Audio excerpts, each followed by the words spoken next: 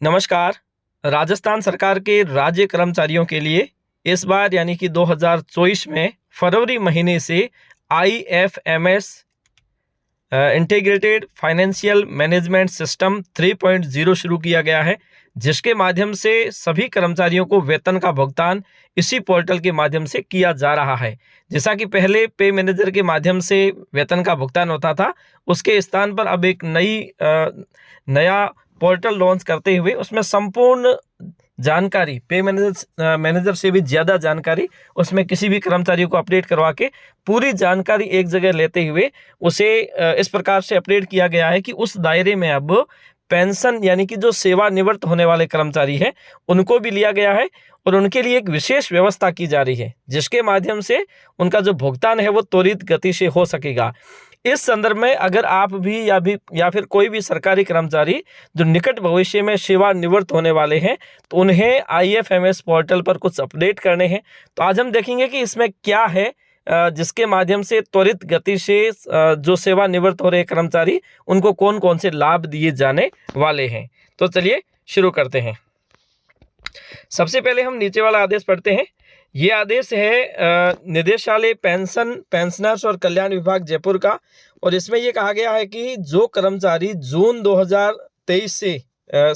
सेवानिवृत्त होने वाले थे या हो गए हैं उनके संबंध में कुछ जो पेंशनर्स के बिल है ये ऑनलाइन करवाए जाने थे आईएफएमएस 3.0 पे, क्योंकि ये जून 2023 के संदर्भ में था तो इसलिए वहाँ पे है वो उस स्थिति में उस समय लागू नहीं हो सका था। इसके लिए आज है वो वापस एक आदेश जारी किया गया है।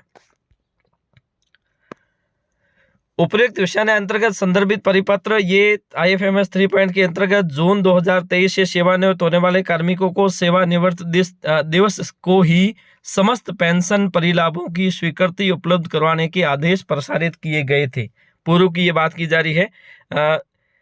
जिसके माध्यम से ये कार्यवाही पहले करवाई जानी थी। 30 नवंबर तक ये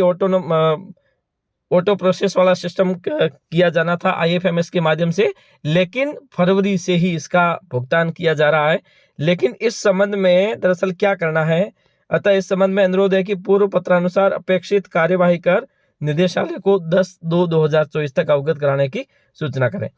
अब इसी संदर्भ में एक आदेश है जो है माध्यमिक शिक्षा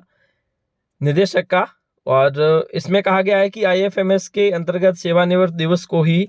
कार्मिक को समस्त पेंशन परिलाभों की स्वीकृति करवाए जाने के क्रम में सेवानिवृत्त होने वाले राज्य कर्मियों को सेवानिवृत्ति के दिन ही समस्त पेंशन परिलाभ स्वीकृत करवाए जाने के संबंध में पूर्व में भी समय समय पर परिपत्र निर्देश जारी किए गए हैं। आगामी माहों में सेवानिवृत्त होने वाले कार्मिकों के आईएफएमएस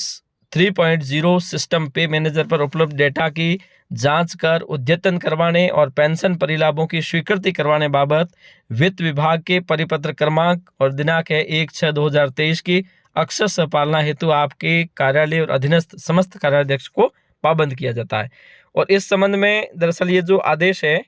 वो है